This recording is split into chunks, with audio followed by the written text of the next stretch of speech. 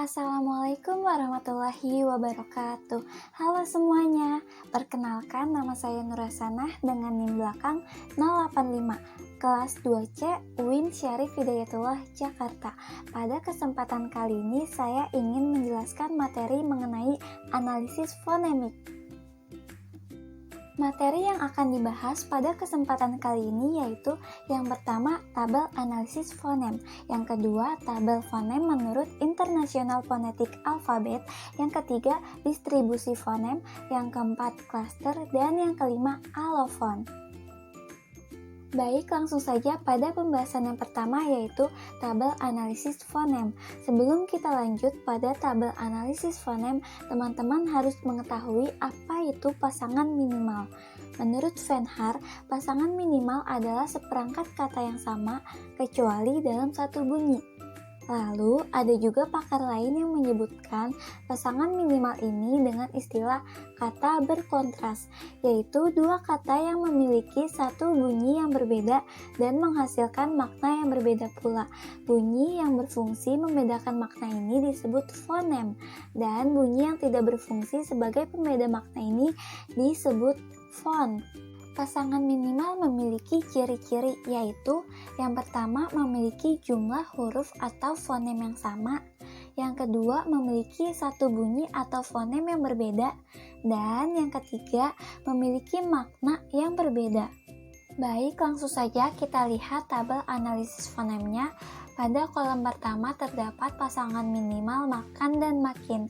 Makan yang berarti proses memasukkan makanan ke dalam mulut, dan makin yang berarti kata baku yang menjelaskan intensitas. Dari pasangan minimal tersebut terdapat dua bunyi yang berbeda, yaitu pada bunyi A dan I. Kedua bunyi tersebut memiliki fungsi membedakan makna di antara dua kata tersebut. Demikian, bunyi A dan bunyi I adalah fonem. Lalu pada kolom kedua terdapat pasangan minimal yaitu bola dan bolu. Bola yang berarti benda bulat yang dibuat dari karet dan sebagainya yang digunakan untuk bermain, dan bolu yang berarti makanan yang dibuat dari adonan tepung, terigu, telur, gula pasir, dan sebagainya dan dipanggang. Dari pasangan minimal tersebut terdapat dua bunyi yang berbeda yaitu pada bunyi A dan bunyi U. Kedua bunyi tersebut memiliki fungsi membedakan makna di antara dua kata tersebut. Demikian, bunyi A dan bunyi U adalah fonem. Lalu pada kolom ketiga terdapat pasangan minimal yaitu ikat dan ikan. Ikat yang berarti menyatukan atau menggabungkan, dan ikan yang berarti vertebrata yang hidup dalam air, berdarah dingin, umumnya bernafas dengan insang, tubuhnya biasanya bersisik, bergerak, dan menjaga keseimbangan badannya dengan menggunakan sirip. Dari pasangan minimal tersebut terdapat dua bunyi yang berbeda yaitu pada bunyi T dan bunyi N. Kedua bunyi tersebut memiliki fungsi membedakan makna di antara dua kata tersebut. Demikian, bunyi T dan bunyi N adalah fonem. Lalu pada kolom keempat terdapat pasangan minimal yaitu tanah dan panah. Tanah yang berarti permukaan bumi atau lapisan yang berada di atas sekali, dan panah yang berarti senjata berupa tongkat kecil runcing, panjang berbulu pada pangkalnya, dan tajam pada ujungnya dilepas dengan busur. Dari pasangan minimal tersebut terdapat dua bunyi yang berbeda yaitu pada bunyi T dan bunyi T. Kedua bunyi tersebut memiliki fungsi membedakan makna di antara dua kata tersebut. Demikian, bunyi T dan bunyi P adalah fonem. Lalu pada kolom kelima terdapat pasangan minimal yaitu malam dan makam. Malam yang berarti waktu setengah matahari terbenam hingga matahari terbit, dan makam yang berarti kubur atau tempat diletakkannya orang yang sudah meninggal. Dari pasangan minimal tersebut terdapat dua bunyi yang berbeda yaitu pada bunyi L dan bunyi K.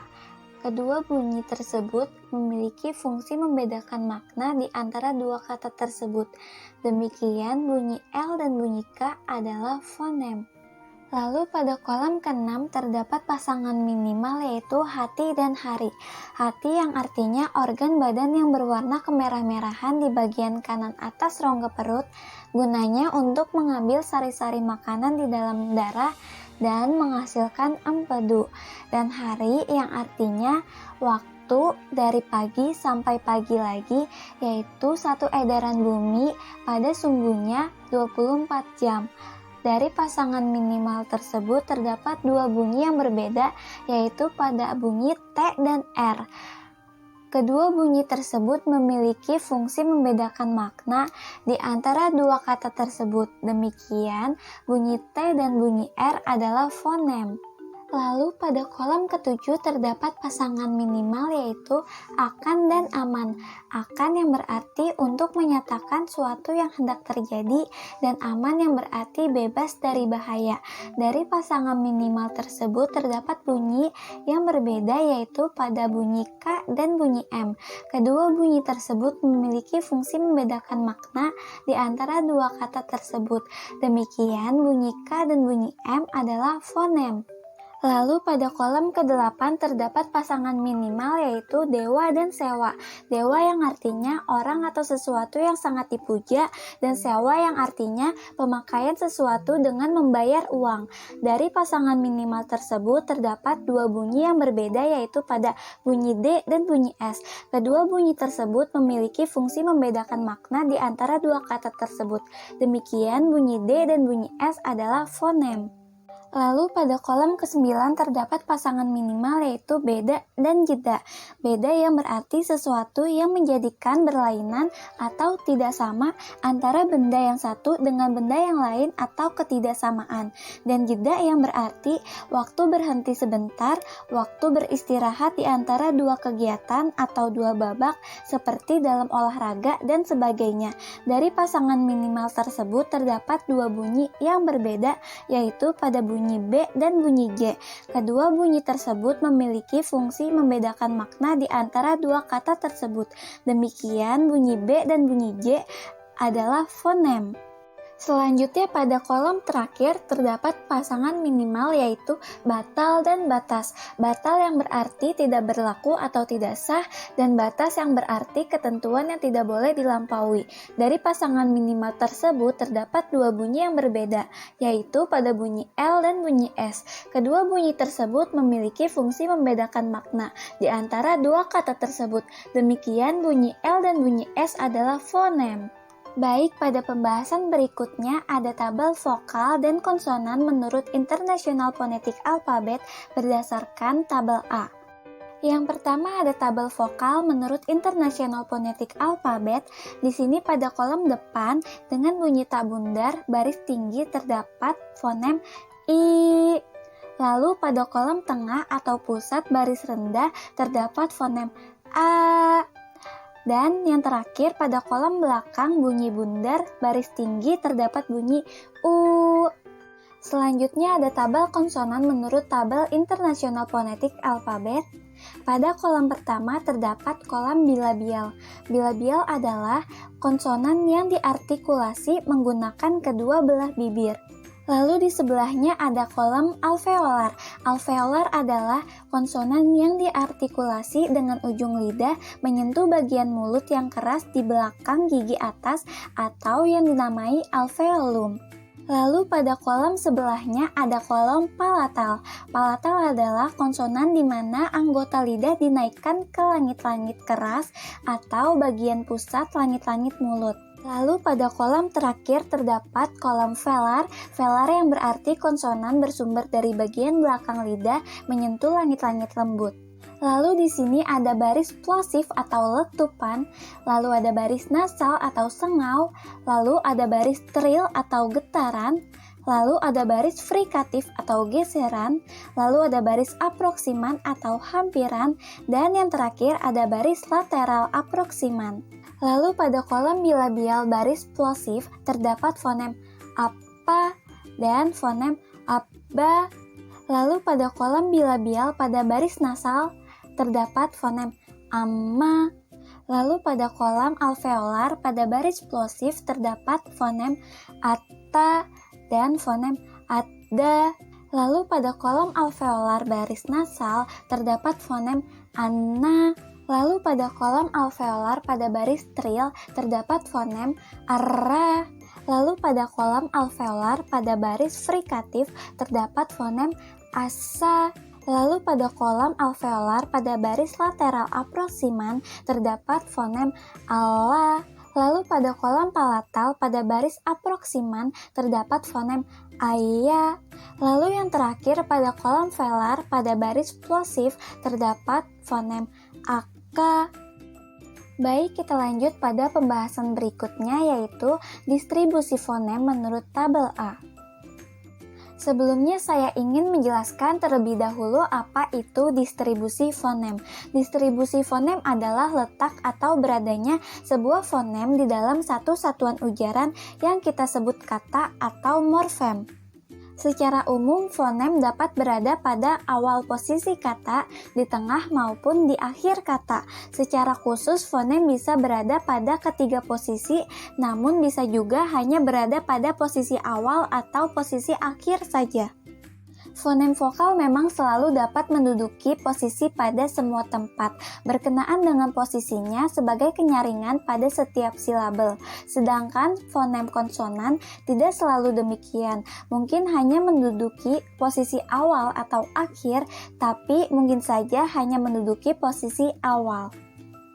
Baik, langsung saja kita lihat tabelnya. Pada baris pertama tabel terdapat fonem A, pada kolom awal terdapat kata akan, aman, dan anak. Lalu pada kolom tengah terdapat kata makan, tanah, dan salak. Dan pada kolom terakhir terdapat kata bola, luka, dan data. Baik, kita lanjut pada baris kedua terdapat fonem I, pada kolom awal terdapat kata ikan, ikat, dan itik. Lalu pada kolom tengah terdapat kata makin, gila, dan dinding. Lalu pada kolom akhir terdapat kata tari, hari, dan kaki. Selanjutnya pada baris ketiga terdapat fonem U, pada kolom awal terdapat kata ukur, uang, dan ukir. Lalu pada kolom tengah terdapat kata tubuh, suku, dan untuk. Dan pada kolom akhir terdapat kata bolu, buku, dan baru. Selanjutnya pada baris keempat terdapat fonem T, pada kolom awal terdapat kata tanah, tempe, dan tahan. Lalu pada kolom tengah terdapat kata hati, luntur, dan mati. Dan pada kolom akhir terdapat kata ikat, tomat, dan jahit. Selanjutnya pada baris kelima terdapat fonem N, pada kolom awal terdapat kata nasi, nampan, dan nikah. Lalu pada kolom tengah terdapat kata genap, gunung, dan lentur. Dan pada kolom akhir terdapat kata ikan, racun, dan rabun. Selanjutnya pada baris ke-6 terdapat fonem P, pada kolom awal terdapat kata panah, padi, dan palu. Lalu pada kolom tengah terdapat kata lupa, kapal, dan dapur. Dan pada kolom akhir terdapat kata hadap, hidup, dan dekap. Selanjutnya pada baris ke-7 terdapat fonem L, pada kolom awal terdapat kata lupa, lahan, dan lama. Lalu pada kolom tengah terdapat kata malam, balas, dan balon. Dan pada kolom akhir terdapat kata batal, kapal, dan botol. Selanjutnya pada baris ke-8 terdapat fonem K, pada kolom awal terdapat kata kabar, kertas, dan kerbau. Lalu pada kolom tengah terdapat kata makan, akan, dan duka. Dan pada kolom akhir terdapat kata galak, jarak, dan menarik. Selanjutnya pada baris ke-9 terdapat fonem R, pada kolom awal terdapat kata racun, rambut, dan rupa. Lalu pada kolom tengah terdapat kata hari, baru, dan biru.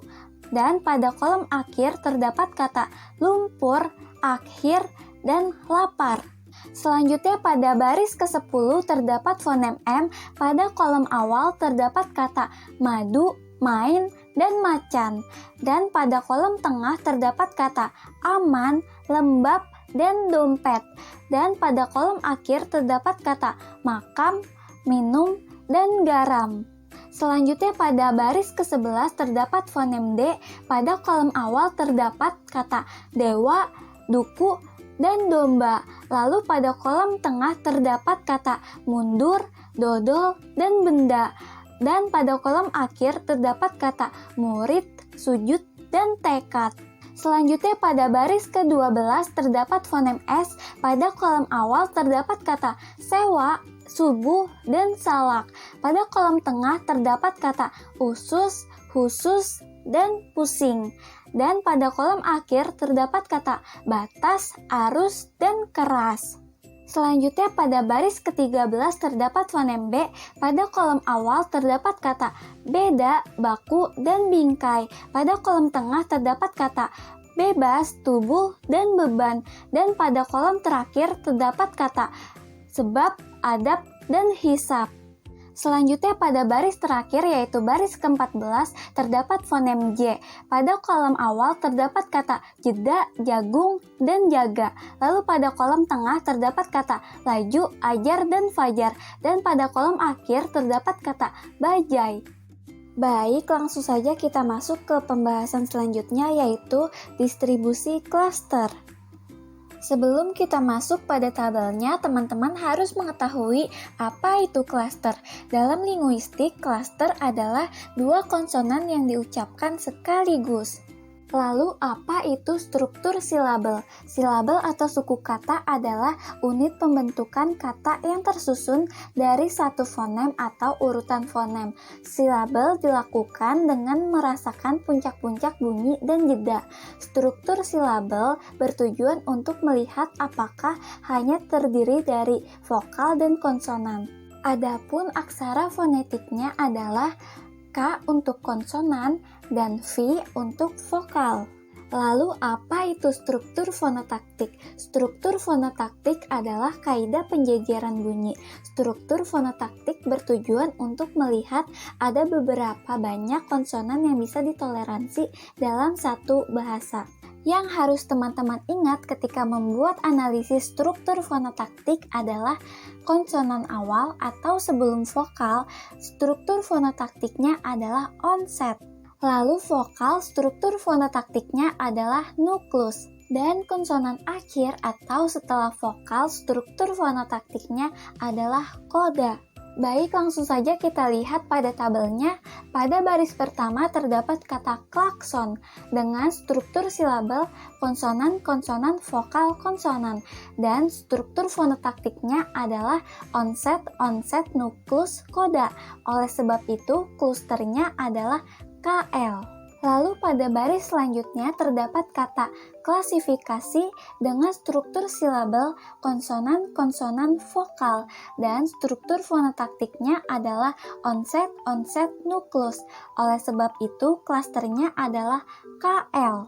Lalu pada baris ketiga terdapat kata klinik dengan struktur silabel konsonan, konsonan, vokal dan struktur fonotaktiknya adalah onset, onset, nuklus. Oleh sebab itu, klasternya adalah KL.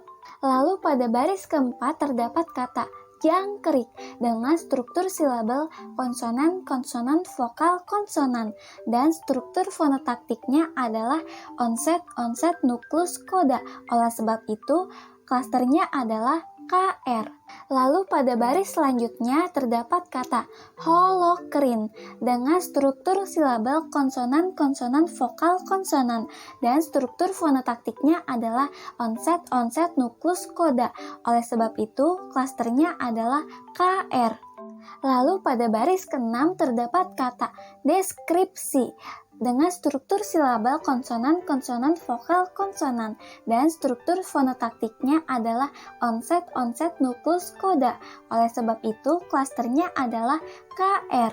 Lalu pada baris ke-7 terdapat kata kriminal dengan struktur silabel konsonan, konsonan, vokal dan struktur fonotaktiknya adalah onset, onset, nuklus. Oleh sebab itu, klasternya adalah KR. Lalu pada baris yang terakhir yaitu baris ke-8 terdapat kata kristal dengan struktur silabel konsonan, konsonan, vokal, konsonan dan struktur fonotaktiknya adalah onset, onset, nuklus, koda. Oleh sebab itu klasternya adalah KR. Baik, selanjutnya kita masuk pada materi alofon berdasarkan tabel A. Sebelum kita lanjut pada tabelnya, teman-teman harus mengetahui apa itu suku kata terbuka.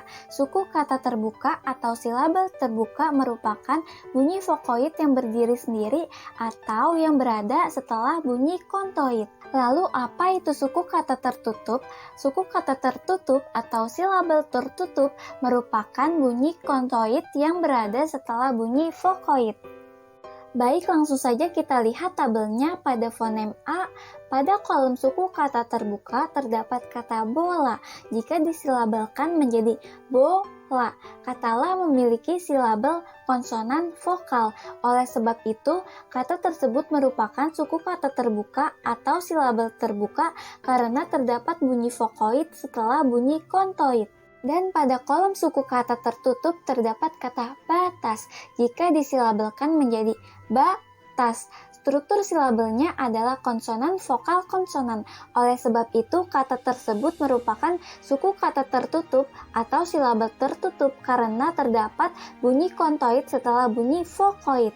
Lalu pada baris kedua terdapat fonem I. Pada kolom suku kata terbuka terdapat kata ikan. Jika disilabelkan menjadi ikan, kata I memiliki silabel vokal. Oleh sebab itu, kata tersebut merupakan suku kata terbuka atau silabel terbuka karena terdapat bunyi vokoid setelah bunyi kontoid.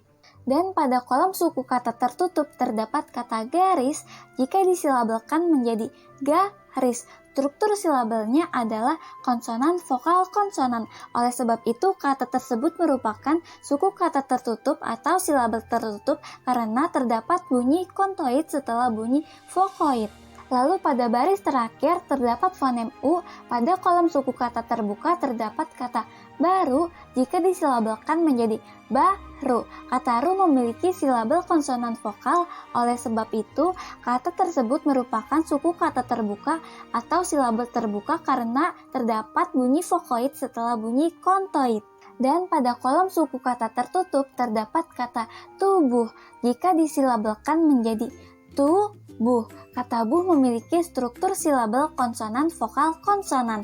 Oleh sebab itu, kata tersebut merupakan suku kata tertutup atau silabel tertutup karena terdapat bunyi kontoid setelah bunyi vokoid. Mungkin itu saja yang bisa saya sampaikan. Semoga materi yang saya jelaskan bisa dipahami dan bermanfaat untuk teman-teman semua. Dan cukup sekian, kurang lebihnya mohon maaf. Wabillahi taufiq wal hidayah. Wassalamualaikum warahmatullahi wabarakatuh.